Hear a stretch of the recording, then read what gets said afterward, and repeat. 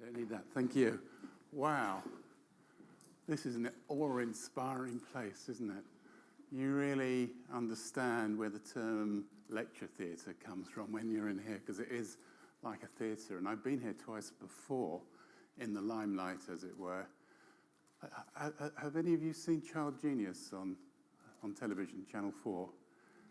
I'm not claiming to be a child genius. Not a child, anyway. No. But that's filmed here. And we've watched the last couple of series. And they've had these kids, out here in the limelight. And it's just been terrifying watching these 10-year-olds being asked to do things like spell words I had never even heard before, let alone know how to spell. And when I've been watching this program, I've been thinking, God, thank heavens all that's behind me. I'm not going to have to be out there again. And here I am. What an idiot.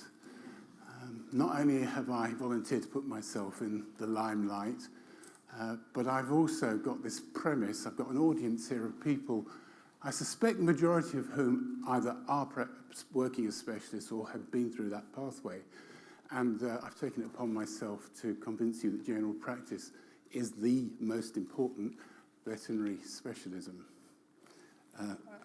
I hope that perhaps my enthusiasm will carry me through this task, because it is something that I really do feel very passionate about. So let me just get a feel for what I'm up against. How many of you actually do believe that you can be a specialist in veterinary primary care, general practice? Yeah, quite a lot. That's encouraging. Maybe it's the nature of the audience, maybe it's a change with time, because I first got involved in what I suppose you could call a movement to recognise the value and the competence that are required to be an advanced general practitioner back in 2000.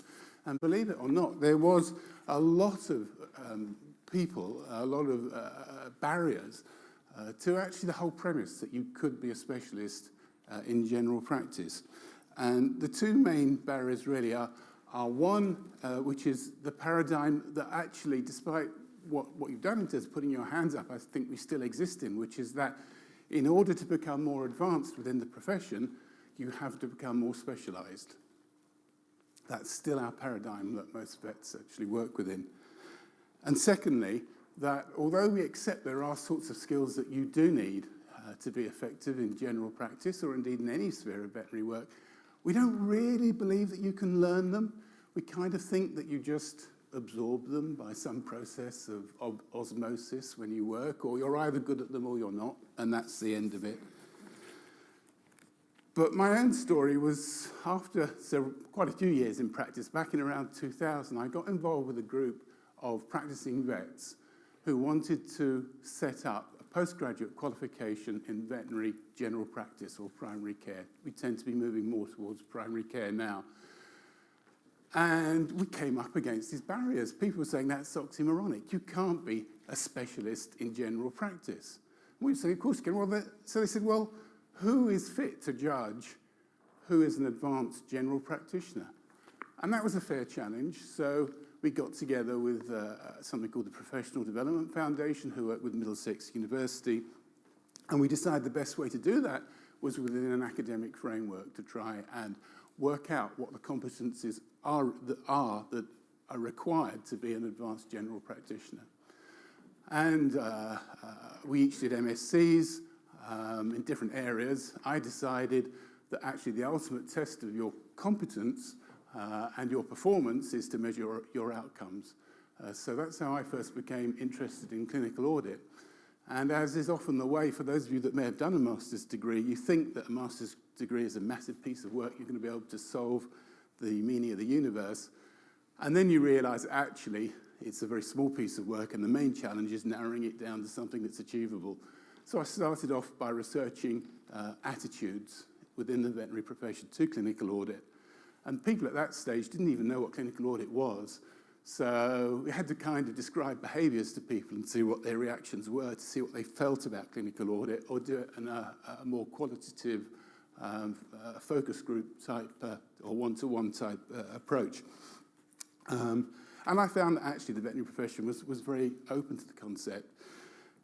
We carried on as a group working on these competencies, and we eventually presented a document to the Royal College of the framework of competence that were required for an advanced general practitioner.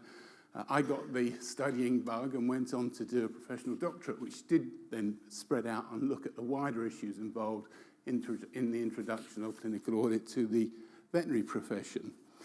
And I also then decided that bringing about change might be easier from the inside than the outside. So I became involved in the Royal College, stood for election, eventually chaired the working party which was looking at the new Cert AVP, and so things move forward.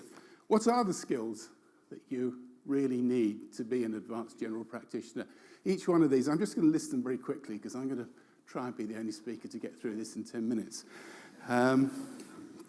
Communications, team working, coaching, mentoring, developing emotional intelligence, understanding not just how your clients are thinking and reacting, but how you're reacting, personal development and ethics, clinical effectiveness, information handling, both the information that we give out, filtering the information that comes back in, and then learning to apply it effectively, time management, and perhaps very importantly, dealing with uncertainty, because that's really the big difference between undergraduate and postgraduate learning, is learning to come to terms with the imperfections of the world that we all have to work in.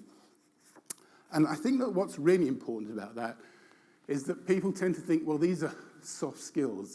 It's a terrible term. I don't know what else to call them. Non-technical skills, there's not really a good word for them. It makes them seem unimportant. But the thing is that actually a lack of those particular skills or not performing optimally in those areas is the most common reason that we don't get optimum clinical outcomes. And that usually the barrier between those optimal outcomes and what so often happens is not a lack of clinical knowledge. It's a lack of all those ancillary skills that make the practice tick and that actually result in a concordance between what you agree, hopefully, with an owner and what finally happens in the end to that animal, and hopefully then goes on to result in that animal becoming better. And what it actually boils down to in the end is very simple, and yet something that the veterinary profession recoils from, which is reflective practice. And the veterinary profession doesn't like that term at all. I think most vets think that reflective practice involves at least 4 years locked away in a Buddhist monastery, but it doesn't. The principle is very simple, plan, act, review, a continuous circle of improvement. But actually developing that and developing a culture in which people can accept that they're not performing optimally all the time, and that in order to work better, they've got to function as a team, is really quite a challenging thing to develop. And so it all hinges around this difference between competence and performance. So we may well be competent to do a job, but we are human, and we very rarely perform optimally. And so there is this process of continual improvement. So anyway, what have we achieved? The group that I've been working with has got to the stage where we have a structure in place now. We have the PDP, which is increasingly encouraging reflection from students, and the undergraduate course is preparing them for that. We have the A module of the Cert AVP, which is a compulsory professional key skills module, which begins this process of learning that I've described. And the profession have hated it. They really don't want to do it. And I'm really pleased with Stephen, hiding away somewhere. Stephen's done some tremendous research into attitudes. I have the paper in my pocket, actually, of students who have, postgraduate students who've actually started the A module, what their attitudes were beforehand, and how they've actually really been suspicious of it, not understood why they wanted to do it, and how afterwards they really felt, many of them have actually felt it's the most worthwhile piece of CPD that they've done. It's almost an epiphany. It's almost got to be, well, you may not understand why you need to do this, you've just got to trust me, and you'll come out better for it at the other side. We now have a Cert AVP, Certificate of Advanced Veterinary Practice in Veterinary Primary Care. and you can become an advanced veterinary practitioner in veterinary primary care. Vets can go on within a career in practice and do a work-based professional doctorate. And, as I think is particularly relevant today, hopefully aspire to the fellowship.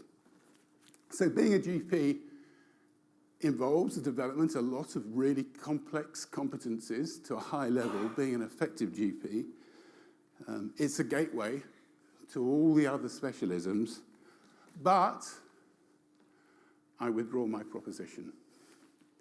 I'm no longer going to try and convince you that general practice is the most important proposition. It's really like comparing apples and pears. I only put it up there to attract your attention in the first place. I think they're both equally important, but they are different, and it's important to recognize those differences, and they actually operate within different paradigms. Specialists, if you're a specialist, then what you're aiming for is the perfect diagnosis and the optimal treatment for every case. That's perfectly valid. But if you're in general practice, you're operating in a very different field, where actually your objective is to have a healthy animal and a happy owner. And that may involve a specific diagnosis somewhere along the way, or it may not. And that can be very challenging to students and to young recent graduates who actually have been taught by specialists and expect to work within that paradigm and then discover that the real world isn't really like that. So, what's the relevance of this? I've worked very closely with the CEO at the Royal College, who's moved on to the Prince's Trust, but I learned a lot from him. And one of the things I learned from him is that you have to give people 3 points to take home. So, these are the 3 points I'd really like the fellowship to take on board. The first is to value general practice. Value and understand the complexity of the tasks that general practice practitioners have to undertake to do the job well. I've heard people describe general practice as mundane. It's not. It can be mundane if you want to make it that, just as working as a specialist can be mundane. But actually, if you see every case as a challenge, then it's immensely stimulating work. Secondly, I described this sort of ladder of qualifications that vets could ascend through during their practice. And I think that we should, as a group, be encouraging primary care vets to aspire to join the fellowship. I think the fellowship will be better off for it, and I think general practice will be better off for it. And thirdly, I think that apart from actually reaching out to practitioners and making them feel valued and welcome, we need to think about the route that they follow in order to become fellows of the Royal College. Because to people who are specialists and academics, you're well used to filling in forms that actually describe your careers in a glowing light. That's part of what you do, it's part of your career progression, but that's very foreign to practicing vets. So we need to think about how we can make the process of applying and achieving fellowship accessible. That's not about dumbing it down, it's about recognizing their values and making the process accessible to them. If we want the fellowship to evolve into a truly veterinary learned society that actually reflects the breadth of what we can offer as a profession to society, then it seems obvious to me that we must attract and embrace all vets, and that includes the majority of vets who are primary care vets out there. I believe that that would be good for the fellowship. I believe that would be good for GP vets to have that aspiration. I believe ultimately that's going to be good for the profession and therefore good for animal welfare. Thank you.